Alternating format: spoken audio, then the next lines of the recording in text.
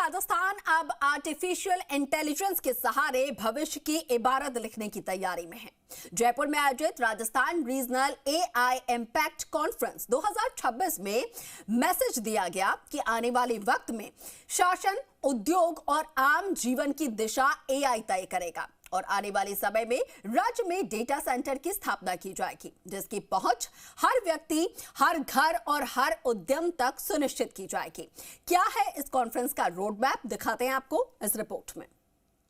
क्यों आज अंधेरे में अंधकार में नहीं है, निराशा में नहीं है, लेकिन आर्टिफिशियल इंटेलिजेंस अब सिर्फ एक तकनीक नहीं बल्कि विकास की नई भाषा बन चुका है और इसी भाषा में राजस्थान अपना भविष्य लिखने की तैयारी कर रहा है। जयपुर की जेईसीसी में आयोजित Rajasthan regional AI impact conference 2026 में ये साफ उभर कर सामने आया कि आने वाले सालों में शासन, उद्योग, शिक्षा और आम जनजीवन की दिशा एआई तय करेगा। मुख्यमंत्री भजनलाल शर्मा ने कहा कि एआई इस सदी में मानवता के लिए एक नया कोड गढ़ रहा है। उन्होंने इसे राजस्थान की विकास यात्रा का अहम इंजन बताते हुए कहा कि सरकार इसके विवेकपूर्ण उपयोग से ई गवर्नेंस को अधिक संवेदनशील, पारदर्शी और नागरिक केंद्रीय बना रहा है। मुख्यमंत्री ने युवाओं, निवेशकों और उद्यमियों से आह्वान किया कि वे उभरती एआई अर्थव्यवस्था का हिस्सा बनने के लिए राजस्थान को अपना प्लेटफॉर्म बनाएं। आर्टिफिशियल इंटेलिजेंस हमारी डिजिटल यात्रा का अगला चरण है। इसी दिशा में एक और कदम बढ़ाते हुए हम एआई एमएल पॉलिसी लेकर आए हैं। यह नीति से एआई सिस्टम अधिक पारदर्शी, निष्पक्ष और निजता के संरक्षण के प्रति जवाबदेह बनेगा। आर्टिफिशियल इंटेलिजेंस एवं मशीन लर्निंग के उपयोग से सार्वजनिक सेवा वितरण को अधिक त्वरित, पारदर्शी एवं नागरिक केंद्रित बनाया जा सकेगा। इससे प्रशासनिक दक्षता में वृद्धि होगी और नवाचार आधारित आर्थिक विकास को प्रोत्साहन भी मिलेगा। तो वहीं केंद्रीय प्रौद्योगिकी मंत्री अश्विनी वैष्णव ने राजस्थान में डेटा सेंटर की स्थापना और 5000 युवाओं को तकनीकी प्रशिक्षण देने की घोषणा की।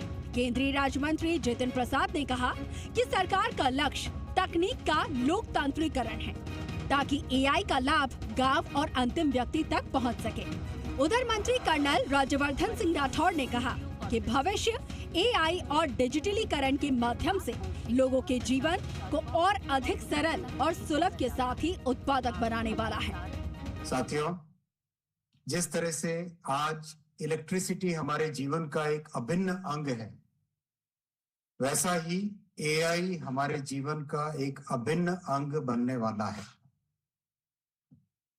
जैसे इलेक्ट्रिसिटी से एनर्जी हर घर तक, हर व्यक्ति तक पहुंची, वैसे ही एआई से इंटेलिजेंस हर व्यक्ति, हर घर, हर उद्यम के साथ जुड़ेगी। एक तरफ तो हम लोग विश्व की चौथी इकोनॉमी के रूप में उभरे हैं और प्रगति के रूप में तमाम ऐसी चीजें कर रहे हैं, चाहे वो ट्रेड हो और चाहे वो टेक्नोलॉजी हो। मगर जो सबसे महत्वपूर्ण, जिसकी बहुत देश भर में और विदेश में चर्चा होती है, वो होती है हमारे डिजिटल इंफ्रास्ट्रक्चर की, जो भारत ने इतनी प्रगति की है इतने कम समय में।